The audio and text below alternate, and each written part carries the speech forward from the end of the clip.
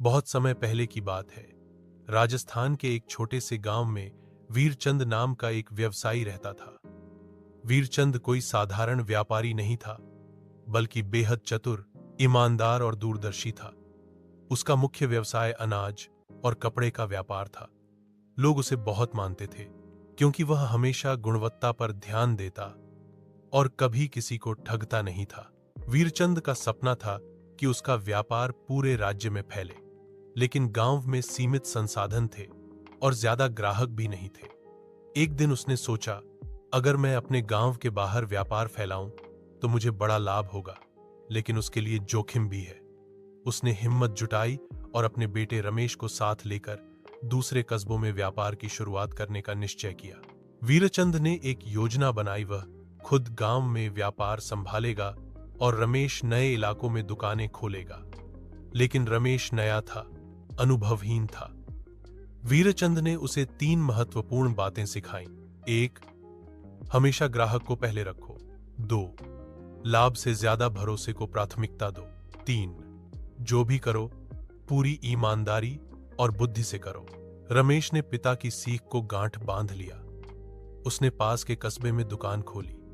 शुरुआत में बिक्री धीमी थी।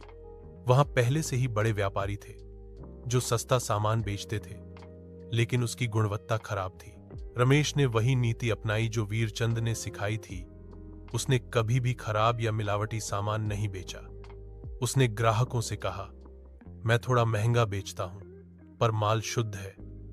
धीरे धीरे लोगों ने उसकी ईमानदारी को समझा और उसकी दुकान चल निकली। कुछ महीने बाद एक बड़ा व्यापारी आया और रमेश से बोला, तुम्हारा माल अच्छा है, आओ साझेदारी करते हैं, हम मिलकर सारा क्षेत्र कवर कर सकते हैं। रमेश ने विचार किया और पिता को पत्र लिखा। वीरचंद ने उत्तर में लिखा, बेटा, साझेदारी जरूरी नहीं कि गलत हो, लेकिन उस व्यापारी की नीयत और व्यापार की प्रकृति को ध्यान से समझो। कभी भी अपना सिद्धांत मत छोड़ना। रमेश ने उस व्यापारी की गहराई से पड़ताल की। पता चला कि वह टैक्स चोरी करता है और नकली बिलों से काम करता है। रमेश ने प्रस्ताव ठुकरा दिया। कुछ महीनों में रमेश की दुकानें 3 और कस्बों में खुल गईं। उसकी ईमानदारी और गुणवत्ता की चर्चा दूर दूर तक होने लगी। अब वह खुद एक बड़ा व्यापारी बन चुका था, लेकिन फिर भी हमेशा पिता की सिखाई बातों को याद रखता। एक दिन एक युवक वीरचंद की दुकान पर आया और बोला, बाबूजी, मैं भी व्यवसाय शुरू करना चाहता हूं, पर अनुभव नहीं है। व्यवसाय केवल लाभ कमाने का नाम नहीं है, यह लोगों का विश्वास कमाने की कला है।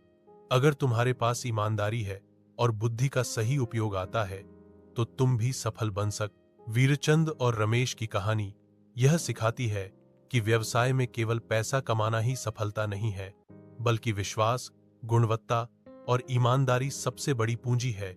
जो व्यक्ति बुद्धिमानी से काम करता है और मूल्यों से समझौता नहीं करता, वह लंबे समय तक टिकता है और दूसरों के लिए प्रेरणा बनता है।